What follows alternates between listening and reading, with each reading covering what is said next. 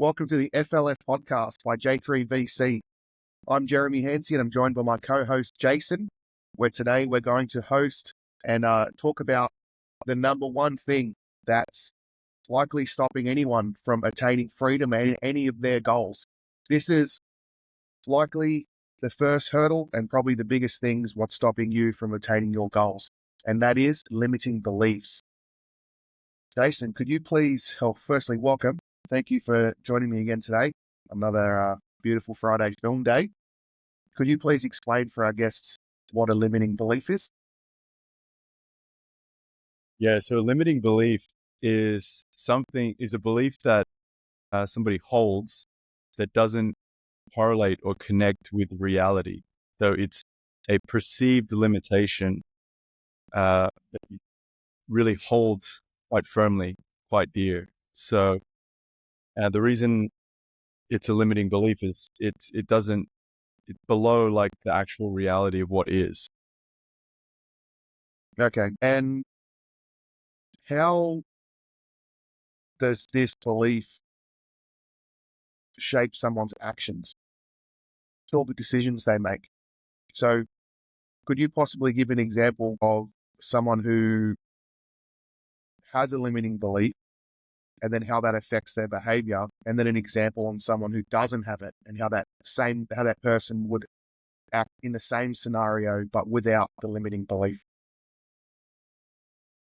Yeah, so people, I guess, always act consistently with what they believe. So what you believe is your paradigm. Your paradigm is like your lens through which you see the world. So your limiting belief is going to determine and shape the actions that you take. You're only going to act the level of your belief, if that makes sense. So that's why examining your beliefs and if they are limiting is like so critical, because you could be trying to change your behaviors or like change your actions or change your circumstance, but you're only going to do that to the degree your beliefs allow for that, or like depending on what you believe. So as an example, like if you believe that everybody is dangerous, then when you step outside, you're going to behave quite cautiously. If you believe that everybody is safe and kind and welcoming, you're going to behave quite open and, unguarded. So depending on what you believe will shape how you interact in the world. Yes, and I think what should be fairly easy to extrapolate then what the positives and the negatives of these things are. So limiting beliefs, it's like anything. It's like a firearm. It's a tool. So the limiting belief, that's the way I think of it, is there's positives and there's negatives, but there's just far more positives from not limiting yourself to certain thoughts and not limiting what you think is possible in your own world. Correct. Yeah. You change your beliefs, you change your life. Absolutely. Yes. So you thinking, beliefs eventually leads down to drive your actions and what you're actually doing day to day. And that's what affects your life. Yeah, absolutely. But it all starts with the thinking. So for anyone listening, because I remember when I first started thinking about this, and I didn't think I had any limiting beliefs when I started studying this. And then when you dig down a bit, you really do. So how do you think is the best step for listeners to identify their own limiting beliefs that they're putting on themselves, probably unknowingly? Yeah, I think there's two ways. One is you can look at the results you're getting. And if you're not happy with the results or the outcomes that you're getting, then you can be like, well, what are my beliefs? What are the things that I really believe to be true? Like, is that really the case? So there's looking at your results and your outcomes, or you can practice like self-awareness and self-examination and go, why do I think like this? What's causing me to think like this? Why do other people think like this? And so, the self-examined life is the life worth living. So I would say those are the two main ways or the two main triggers that, would start somebody like on this journey. I really like how you said that if someone's not where they want to be, like if someone's not doing what they want to do, then they have limiting beliefs, because that's the ultimate guidelines, right? So let's say someone wants to start a business. If anyone's listening here and has thought about starting a business, have you not done it because you've thought about it logically and you thought, no, I like working my job, and for these 10 reasons, I'm not going to start a business? Or have you not started a business because you think it's too hard, or insert anything, which basically all limiting beliefs? Was it a logical decision where you thought the best thing for me to do is to continue working this job, which it might be, maybe it's not? Or have you just, the other answer is the reason you have not is a limiting belief? Yes. And I think, you probably will touch on this, but I think the other thing to realize is that limiting beliefs are usually caught, not taught. So they're usually just developed and caught in your upbringing or in your environment, in the culture, the people around you, your family, whatever the dominant media narrative is. They're usually caught passively and reinforced consistently over time. And they usually develop and are not examined and not deconstructed, which is why, a lot of people tend to look the same and be the same, because they're just adopting the mass media, the mass narrative that's being purported. So that's super important to understand. Nobody comes out of the womb and nobody comes up neutral. It's impossible to become neutral, to be neutral and then grow. Everybody's programmed to some degree. So you have to understand like how you've been programmed, who's programming you, why you've been programmed. If you want to deprogram yourself and then reprogram to be more competitive, to get better outcomes, nobody starts off as neutral. Yeah, I agree. And I think a good analogy is, let's find someone who was born in a third world country, born on the floor of the living room on someone else's house, that sort of thing.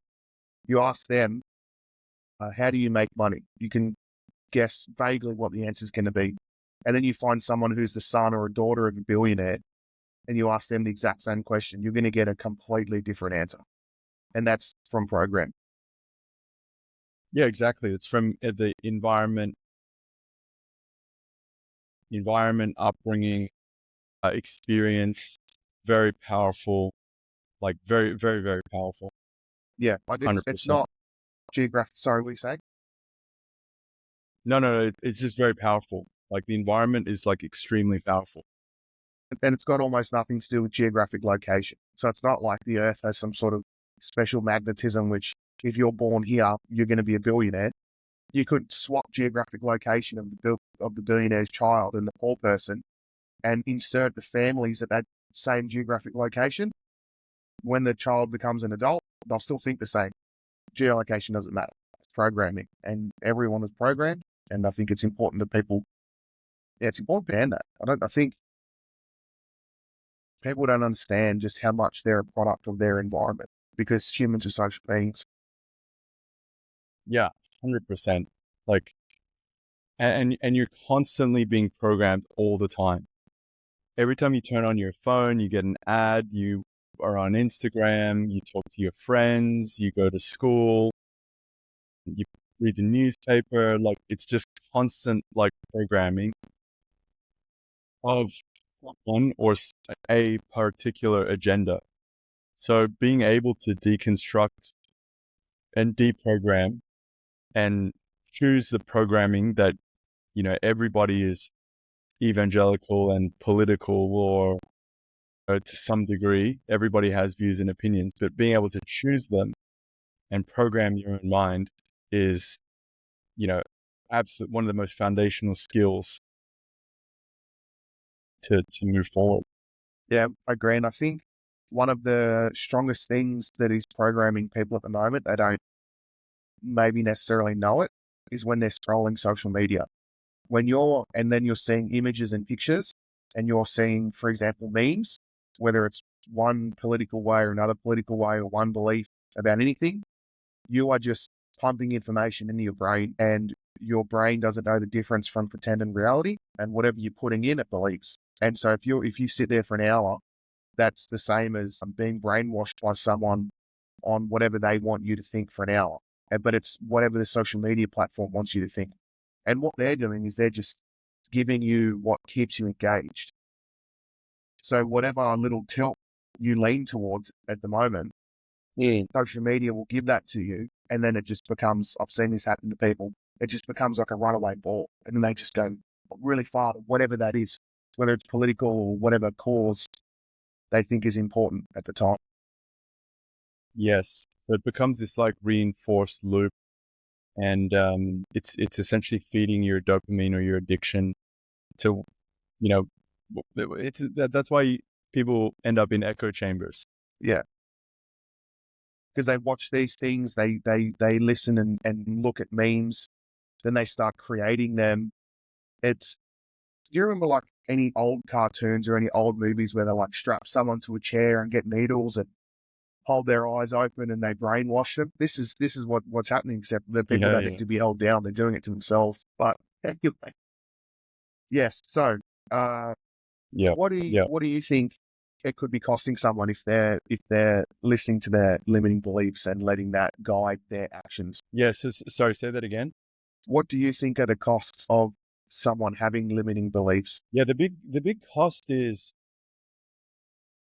it's like it's the real cost is like freedom and change, may not be as difficult as you really think. Like you might think that, like you may not go out, like I may not go outside because, I might believe that the door is locked and I don't have the key, but the reality might be that the door is open. I don't need a key, in which case I could just easily like walk outside. So I think, there's a lot of like limiting beliefs, particularly around money, around relationships, around success, around life, that we believe like very strongly, and it serves to follow then like a reinforcing pattern of behavior, which, then reinforces our belief, because, people don't want to feel like they're wrong. So, what you do is you end up finding evidence to support your belief. It's like, don't think about an elephant, or like if you say like, pay attention to red cars. And then every time you go out on the street, like you just see like red cars because you just start noticing it. Your brain like is reinforcing. So anyway, the cost of a limiting belief is like, I think you end up living a substandard, subpar life. You get less out of what is available. Yeah. At the lowest end, one of the costs is frustration and regret. Yes. And that's 100%. that's let's say the cheaper end of the costs. If a particular person has limiting beliefs to whatever those beliefs are, like you ask, I think 99% of people here, would you like to go on more holidays? They'd say yes. Or here, I think you can let me know whether you believe it or not. I'm here telling the listeners the first hurdle you need to overcome to have more holidays is to get rid of your limiting beliefs. Yeah, 100%.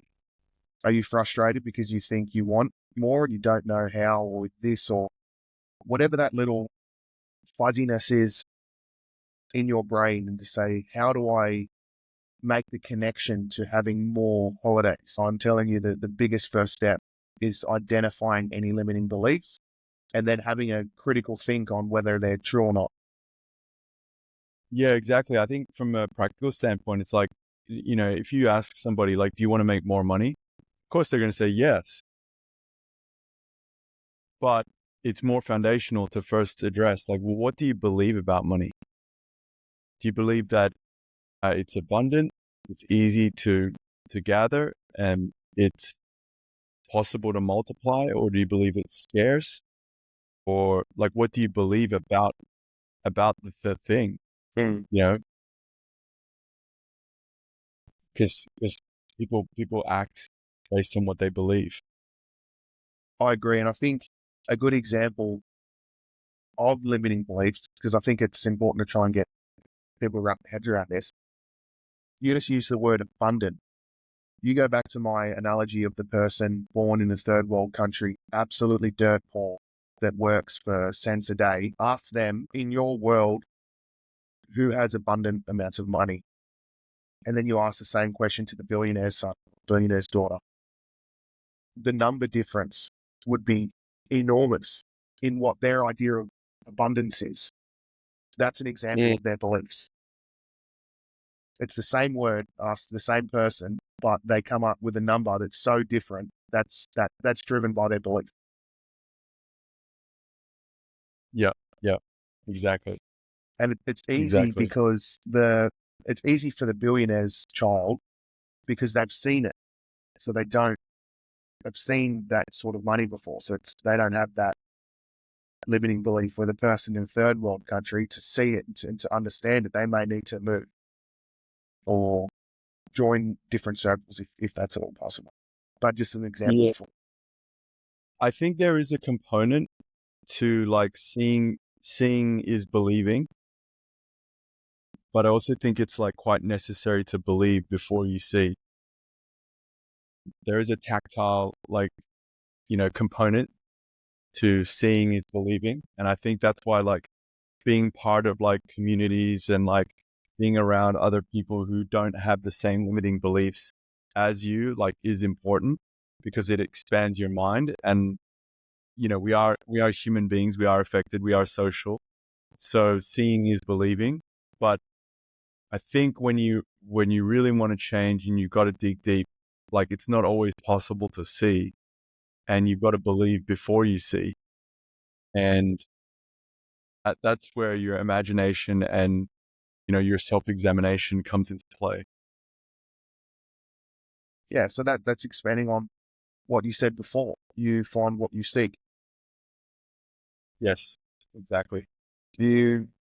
Everyone's had experienced your example and they've purchased a car, whatever that car is. All of a sudden they see a bunch of them on the road. They're always there. It's just now you're just looking. Yes, exactly. Yes.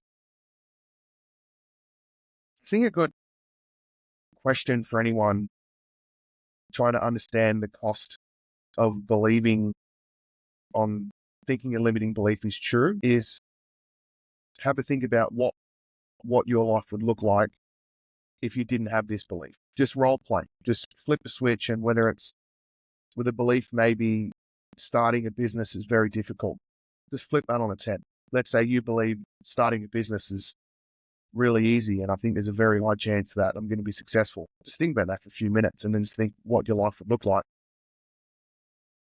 Boom. Yes, engaging the imagination is what like kickstarts the process. You have to see it in your mind's eye before it becomes real. Like everything is created first in your imagination. Like a thought enters your imagination and you see it in your mind's eye, and then that is what leads you to create something in reality. So yeah, it's super important to be able to do that. Yeah, and it can be it can be mentally easy, and I think it's mentally lazy to straight away try and poke holes at the idea that I'm not limited by my beliefs or my thoughts. If I think I'm a purple unicorn, I'm not a purple unicorn. That's not true.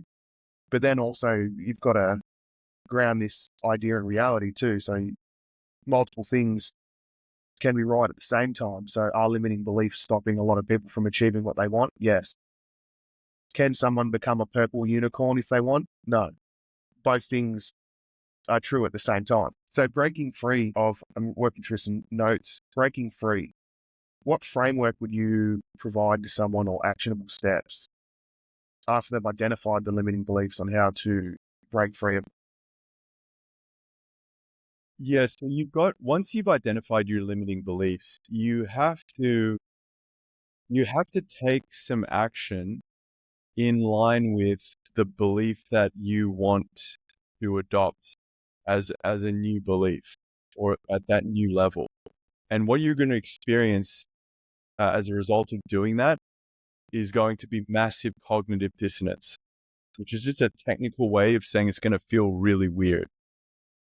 Give you an example, like if you feel like if you have low self-esteem and you feel worthless, let's say as a guy, then one practical thing you could do is, I mean, after you understand, quite a limiting belief is you could go out and buy yourself like an expensive suit, like let's say $1,000.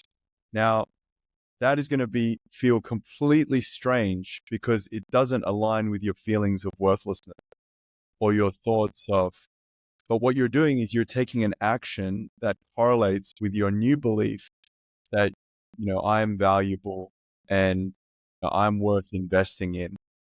And you're going to experience massive cognitive dissonance or strangeness as a result of doing that. But what's going to happen is over time, those actions are going to reinforce that new belief. It's going to become your new normal. So that's the framework that I typically if you believe money is like really scarce and difficult to obtain, then, and you want to believe that money is abundant and, easy to obtain, then, the action to take would be generous. Give someone a big tip, let it go because you're aligning your behavior with your new belief, and see that will be reinforced. And then it becomes a flywheel of new patterns and new beliefs, new behaviors. That's how they get reinforced. So in the same way that, a limiting belief gets reinforced through consistency and is passively received, you have to break that pattern. And that pattern is broken first through behavior, which reinforces that belief. So in the beginning, it's just going to feel really strange and you're going to have massive cognitive dissonance. Yeah, I think hopefully everyone can resonate with that, with the idea of just that as a really great example. A lot of young men feel that way, of feeling of worthlessness, or they have a perceived value of themselves. Yeah, that's really strong. That's really powerful. And to add to that as well, I think some people may not be old enough to remember this, but back many, many moons ago, when a child was misbehaving, the teachers would get them to write out corrective behavior many, many, many times. So I will not do something, or I will do something, and they'd get them to write it 100 times. That's based in very strong psychology, and that's something that I've actually done myself to help myself break certain limiting beliefs.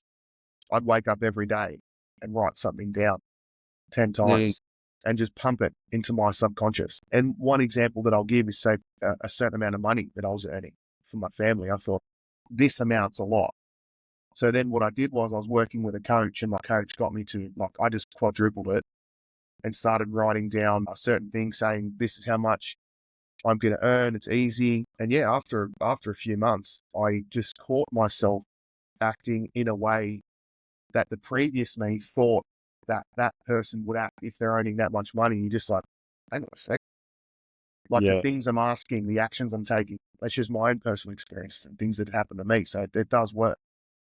exactly. Yeah, I like that. The mantras, affirmations, active programming of your subconscious is absolutely critical. Like that, the beliefs and the behaviors go hand in hand, and Yeah. So there's where one is ahead of the other, but like they go hand in hand.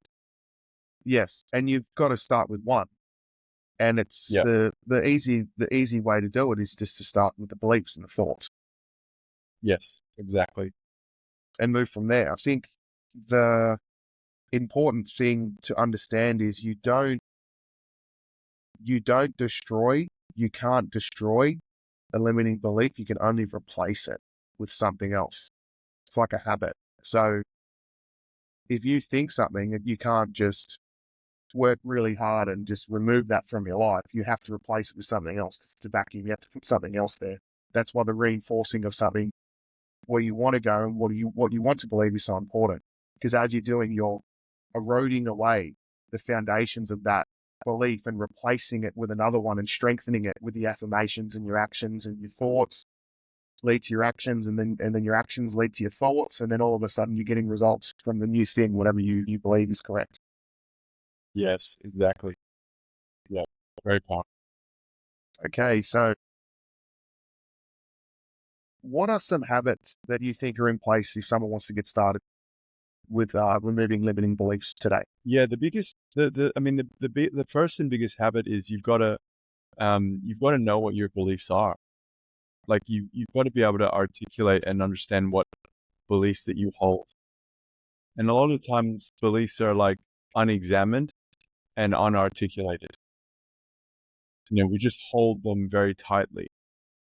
I had this conversation earlier today. I was like speaking with somebody and I was asking them, they were asking me like who I voted for and like, what my position was. And I asked them and I said, oh, like, why do you believe that?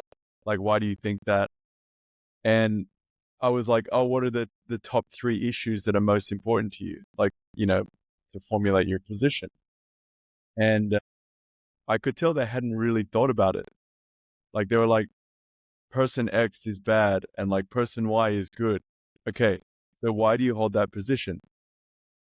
Not really sure, and I think a lot of people go through life in the same way. They just, I don't like that thing, or like, because that other person doesn't like that thing. So you got to have your own, you got to have self-awareness.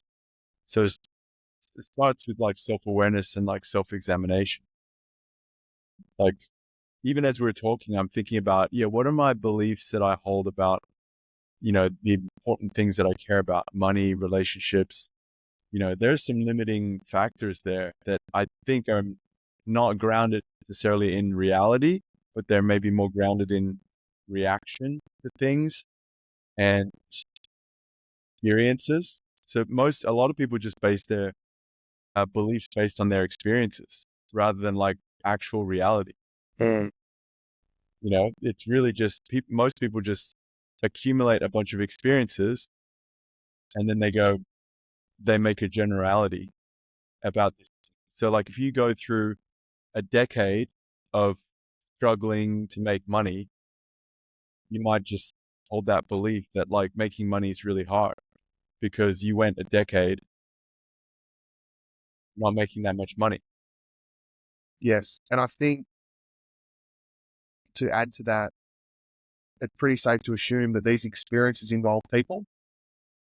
And so the people that you surround yourself with are greatly reinforcing their own beliefs upon you. Yes. And so the longer you spend with them, the stronger these beliefs come, whether they're good or bad. They could be good, they could be bad. Yes, exactly. Like yesterday, I met with a few people who are quite wealthy, and just the way that they're thinking about opportunity, money, life, it was just like rubbing off on me contagiously. It was like the positivity and the energy was just rubbing off on me.